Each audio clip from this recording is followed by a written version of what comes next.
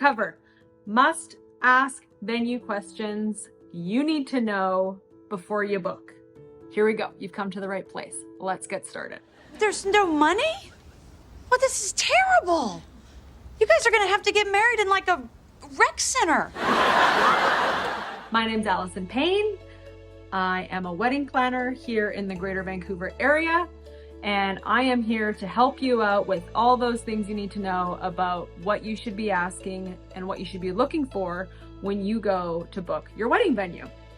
First of all, congratulations. I'm assuming you're engaged and you're excited to kind of start the hunting process for that wedding venue. I've got lots of clients right now, newly engaged. It's February, so Valentine's Day, engagements happened. And I'm telling those clients, you know what? Now's kind of the time to actually start looking at your venue too. For most venues and for the wedding season, months, basically October to April, things start to slow down. Shoulder season. Although post-COVID, there hasn't really been a slow season, but it is a little bit slower. Right now, into early spring is kind of your best bet to go check it out and go make sure that you can go see the venues that you really want to on the days that you can. Next thing I always like to recommend when you're starting to think about visiting those venues, don't overbook yourself. Like the whole wedding process, obviously I love it because that's what I do. I know it's not for everybody, but I like you to try and enjoy it as much as possible. So don't overbook yourself. I always recommend sticking to 2 to 3 venues a day max. Break it up. Go grab lunch. Go grab a happy hour. Go have a glass of wine. Live your life. Just enjoy the day together and enjoy the fact that like you get to do this, that you're engaged and you kind of get this chance to like go check out these wedding venues together. Next, we're gonna break down what you need to know and kind of those like really important questions to think about in finding that perfect venue for you. I'm actually going to have a downloadable PDF so that you can actually access this venue checklist. So you can print it off, you can print off a few copies, because I like to print off as many as the amount of venues that I'm going to. So I have a clean sheet every time I go to a venue and I can fill it all out to make sure that I'm covering all the questions. Okay, first things first, you've arrived to the venue. Take a note of that. Make a note about the style of the venue. Is it a barn? Is it a gallery? Write down the name of the venue so that you don't forget. And just kind of your first impressions. Here as well is a good place to put the name and the contact information of the person that is probably taking you through the site visit. If you're like me and sometimes a name, you introduce yourself, it goes in and out as quickly as it came in. Take this minute, write it down so you don't forget. There's a place for that. Then we kind of get into some of the site-specific things and the actual space itself. I don't think it should be, I hope there's a place to park near where I love to have lunch. I think it should be, I hope there's a place to have lunch near where I love to park. Huh? Parking. You may have already got an idea when you showed up. Is there a lot of it? What's the exact capacity for parking? Did you have to pay for parking? Was it easily signed to actually find the parking area at the venue? These are all kind of things that your guests are going to be needing to know and your vendors are going to be needing to know as well when they come and do deliveries and pickups and whatnot. Washrooms.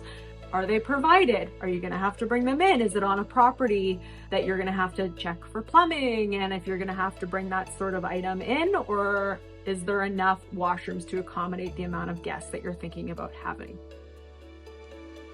Also make sure, is it an accessible venue if that's something that you're requiring as well? Is your event space, is it insured for an event, or is that something that you're going to require? What permits are you going to be requiring for this event space as well? So those are the two big ones, because these are things that some venues already have and some are literally you're just booking the event space and you need to supply everything else.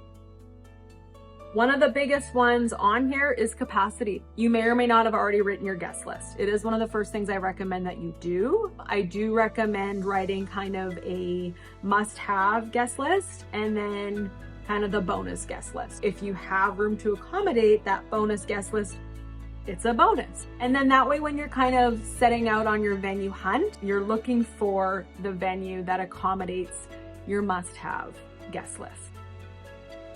Is there a ceremony rain plan space? So it's Vancouver. It's about to snow actually here today, but it's often raining. So that's a big one. You know what? I know a lot of clients really want to get married outside. Love that. I actually push for even an outdoor rain ceremony. I'm here for it.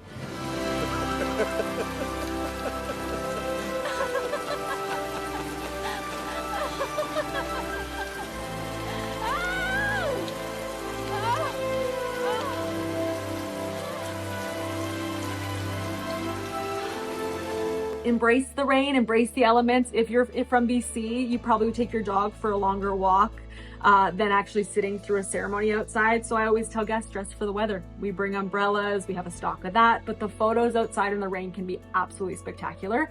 So don't let that deter you necessarily from getting married outside if it's raining. Eating outside in the rain, not so much. So let's move that inside. Find out, is there a ceremony rain plan space inside that venue that would best accommodate you? Do you require any additional structures on the venue? Are you needing to rent a tent? Do they have a preferred vendor for a tent? Is there lighting included? What does the lighting look like within the venue during the day and at night? And what does the venue lighting look like outside during the day and at night? For safety, we need to make sure that spaces are lit appropriately. Now let's jump into event logistics. All of the things that need to actually happen to execute the event. So does the space welcome a good opportunity to make sure that you're set up for success? What time do you get access? What is the access time to your venue? Is it a 6-hour access, an 8-hour access, a 10-hour? Do you have it for 24 hours? Do you have it for the whole weekend? This does vary. So again, this helps with setup, with takedown, just your scheduling, all of that. Staff. Who's going to be on site? Is anybody going to be on site? That does vary per venue style. Is there someone on site that knows where things are? A glass breaks. Is there a broom around? Even the smallest things like who's restocking the toilet paper? If you have 150 people wedding, am I doing it? The wedding planner? Again, not totally what I've signed up for, but like, have I replaced a toilet paper roll? Absolutely. Is there someone that works at the venue going to be on site for the entire duration of your event? Is there on-site catering? Will you have to bring in catering? This can be a lot of hidden costs. What's the kitchen layout look like for the catering team? Can they actually actively cook on the property, or does the food have to be pre-cooked and simply just a reheat kitchen? Some venues don't have any kitchen at all and they actually do food trucks instead. Are tables, chairs, linens, flatware, glassware, all of those things, is that included, or is that something that's going to have to get brought in as well? So what's really included in that event rental fee? Do they have a limit on the style of alcohol that's served? Some venues don't allow for mixed drinks and some are only a beer and wine style of venue. Are bartenders included? Is there a bar included? Is there, the tools to run a bar included? Things like ice buckets. Is there a refrigerator? Is there a freezer? If you're really just getting a shell of an event space, these are all things that need to be thought about and potentially, again, will add up going forward when you actually go to start booking things.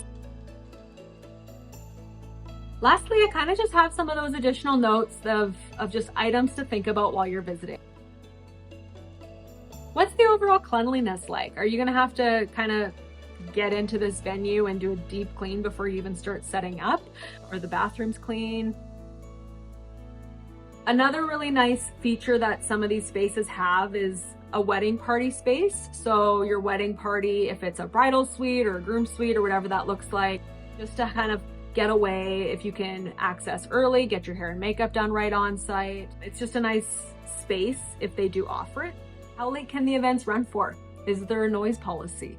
Ooh, we're really close to the neighbors. We're in a really quiet community. That's something to think about. That is one of the big ones. Often music has to be off by 10 p.m. Vendors have to be out by 11, especially if it's a Monday to Friday wedding. You envision having the space full of lit candles, like running down the aisle or something. Are open flames permitted? Some venues are absolutely no flames at all, so everything would have to be LED. Can anything be attached to the walls or ceiling? Can you string lights within the venue? Can you hang things from the wall? Some venues are extremely strict about that and only allow either painter's tape or 3M strips. Some venues are absolutely nothing can be attached to the walls at all. And that's all I have to say about that. And that's that. So if you like this video, if you found it helpful, please like, subscribe, check out my other stuff. As I promised, there'll be a downloadable PDF here that covers all those items that we talked about. So print it off, have it ready, set yourself up for success when you go shopping for that perfect venue for you. A little tip, I love shopping for venues with my clients. Similar to finding your perfect match, I really do feel like when you find that perfect venue, it will speak to you. I hate to be a cliche, but like lean into the feeling. If it feels right, it's probably right. Obviously, it's important to talk about all the logistics and all the like not super fun things. But yeah, really just kind of go with your gut on if this is the venue for you. So don't be afraid to shop around. Don't settle for anything less, but enjoy the process, and we'll chat next time about all things wedding.